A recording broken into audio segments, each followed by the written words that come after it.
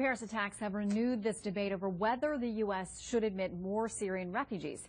Texas Congressman Louie Gohmert is vice chair of the Judiciary Subcommittee on Crime, Terrorism, and Homeland Security. Joins us now live. Great to have you today, sir. An important vote in the House this week. But some say that it is, and including our president, it is un-American. And the suggestion is bigoted to in some way stop the flow of these refugees. How do you respond? Well, there is nothing un-American about self-defense. It goes back to the very nature of this country. We provide freedom, but when you are a threat to our freedom, we will defend ourselves. And this president saying that these refugees are not a threat is either very, very ignorant or he's lying.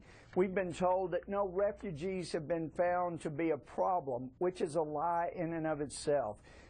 Look at the Sarnievs. Not only did they come in under the asylum program as refugees, but we were warned twice by Russia that the older Sarniev had been radicalized, and they still couldn't get that right. We know that the Iraqi refugees that came in on the basis of a very thorough vetting. As our FBI director said, we had fingerprints from IEDs, the government database, all this data, and we still had terrorists that got in.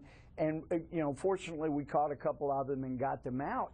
But we have no database to work from when it comes to the Syrians. And then when we've had Syrians in Central America and reports that they're trying to come in through our southern border, then it has got to be taken very seriously. No more porous border and no more allowing Syrian refugees in. And Shannon, I know even though the Republicans are talking about, look, it's a very thorough 2-year, 18-month minimum process.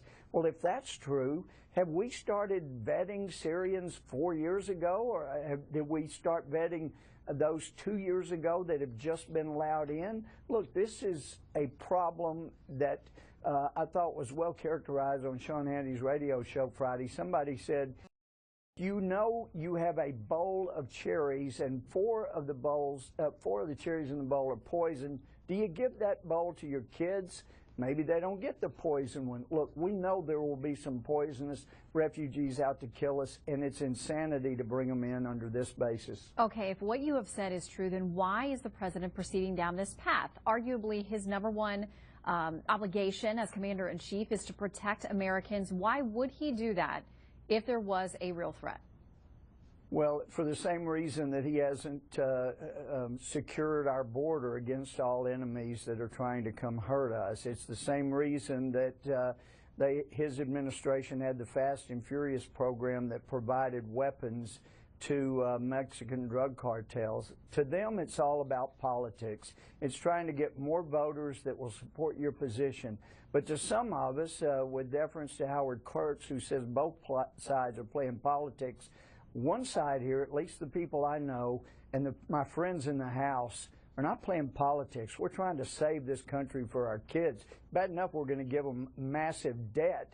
To give them people that are trying to kill them while they're trying to manage the debt we give them is just unconscionable. All right, really quickly, because we're almost out of time, I want to go through a couple of polls and get your reaction.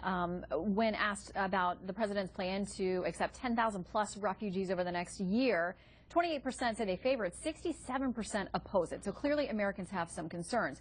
But when you break it down to say whether the U.S. should be taking primarily refugees who are Christian or only take Christian refugees, 64% say that's shameful, 23% say it makes sense. Where do you come down on that particular argument about specifically vetting and bringing in Christian families? Well, it's about protecting the homeland. We know that no Christians have been beheading Americans overseas, so that would seem to be a safer bet. But when see, again, Shannon, I don't know if it's lying or if it's just pure ignorance. When he says it's un-American to ask about the religion, that's been part of American law since for years and years and years. It's on the form that must be filled out. And when we have Muslims in our State Department embassies overseas who take that, I've had people tell me, look, we're trying to get this Christian out, they're being persecuted, and yet when they talk to the Muslim at our embassy and they hear they're a Christian, there's no way they're going to let Christians out. Let's look at letting some of the Christians who are being so persecuted out of these troubled areas. They can't get into the refugee camps without being persecuted. They can't get to the UN people in the UN camps very easily. Let's help them. Let's seek the people out that are being most persecuted. Yeah, the Muslims are only trying to be governed by the radical Islamists. The Christians are either being killed or converted. Well, we know that the persecution spans across all religious minorities, and even those who the radical Islamists don't think are Muslim enough. So we'll continue to watch this, especially as it tracks through the Hill. Congressman Gohmert, thank you for your time. So good to be with you.